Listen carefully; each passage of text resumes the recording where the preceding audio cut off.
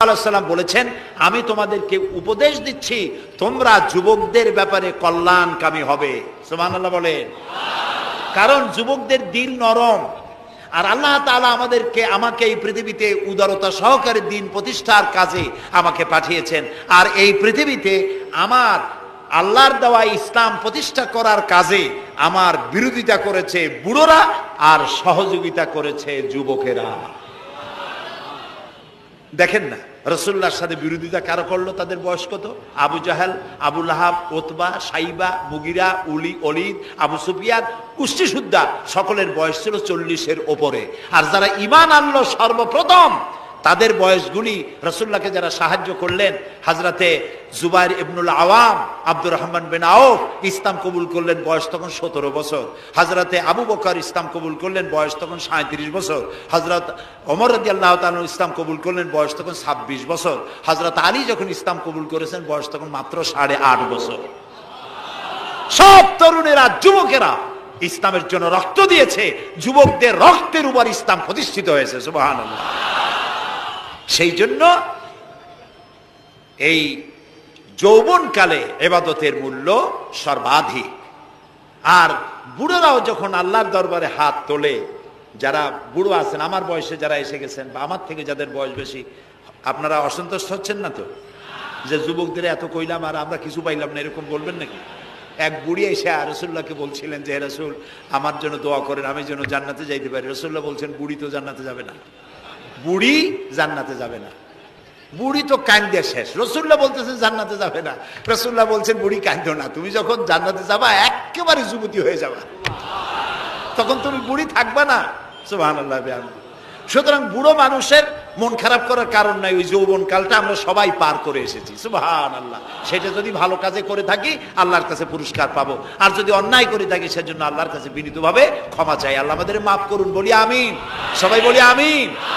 যুবক ভাইয়েরা আর বৃদ্ধদেরকে এখন আরেকটি কথা বলতে চাই, সেটা হলো বুড়োরা যদি আল্লাহর কাছে যখন হাত তোলে, আল্লাহ তাআলা বলেছেন, হে রাসূল, ইসলামের মধ্যে থেকে যে চুল দাড়ি পাকাইছে, ইসলামের মধ্যে থেকে দাড়ি চুল পাকায় ফেলেছে, এই অবস্থায় আমার কাছে যদি হাত তোলে আর কাঁদতে থাকে, এই বুড়োটারে আমি খালি হাতে ফেরত দিতে আমার শরম করে। আমি কেমনে বুড়োটারে খালি হাতে ফিরাই? একবার হযরত ওমর রাদিয়াল্লাহু তাআলা আনহু নবী করিম সাল্লাল্লাহু আলাইহি ওয়াসাল্লামের ঘরে প্রবেশ করে দেখছেন তিনি কাঁদছেন। হযরত ওমর জিজ্ঞেস করলেন, ইয়া রাসূলুল্লাহ, আপনি কাঁদছেন কেন? তিনি বললেন, এইমাত্র জিবরিল এসেছিল, জিবরিল এসে আমারে বলে গেল যে আপনার উম্মতের মধ্যে যেই সব লোক ইসলামের মধ্যে থেকে দাড়ি চুল পাকিয়েছে, কিয়ামতের দিন আল্লাহ তাআলা ওই সব বুড়া বুড়িদেরকে শাস্তি দিতে লজ্জাবোধ করবেন।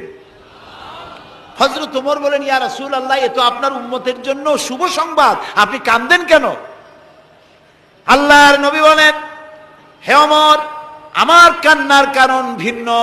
আমার কান্নার কারণ হচ্ছে আমার লজ্জা করে, আমার লজ্জার অনুভূতিতে আঘাত লাগে এই ব্যাপারে যখন আমি চিন্তা করি যে আল্লাহ রাব্বুল আলামিন যেই বুড়াদেরকে কিয়ামতের দিন শাস্তি দিতে লজ্জা বোধ করবেন, সেই বৃদ্ধ মানুষগুলো আল্লাহর সাথে নাফরমানি করতে লজ্জা বোধ করে না।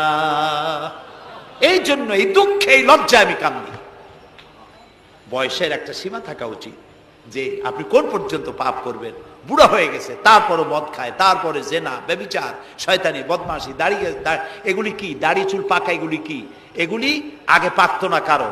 পৃথিবীতে সর্বপ্রথম দাড়ি আর চুল পেকেছে হযরত ইব্রাহিম আলাইহিস সালামের, এর আগে কারো দাড়ি চুল পাকে নাই। ইব্রাহিম আলাইহিস সালাম প্রশ্ন করলেন আল্লাহর কাছে যে আল্লাহ তাআলা, এটা কি হলো আমার? আল্লাহ তাআলা বললেন, এটা হচ্ছে ওয়াকার, এটা মর্যাদা, তোমার সম্মানকে বাড়িয়ে দেওয়া হলো।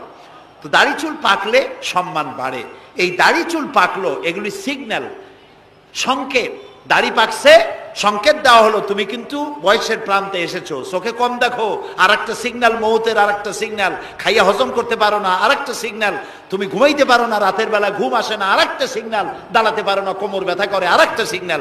একটার পর একটা সিগন্যাল আসতেছে, 1 নম্বর, 2 নম্বর, ডেঞ্জার সিগন্যাল নাম্বার 10। তারপরে হুশ হয় না মানুষের। নাউযুবিল্লাহি মিন যালিক। আল্লাহ তাআলা আমাদের হুশে আসার তৌফিক দান করুন, আমরা বলি আমিন। প্রিয় ভাই সব, খুব লম্বা